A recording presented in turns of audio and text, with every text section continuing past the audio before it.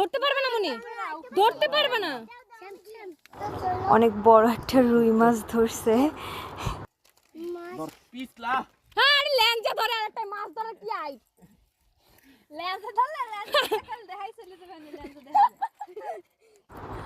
ও হচ্ছে আমার খালাতো দেবর, মানে আমার খালা শাশুড়ির ছেলে।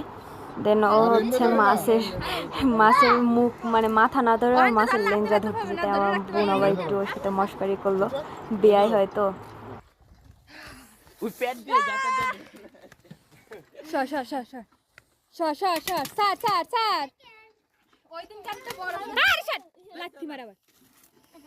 শামস ধরো ধরো ধরো ধরো ধরো ধরো পরে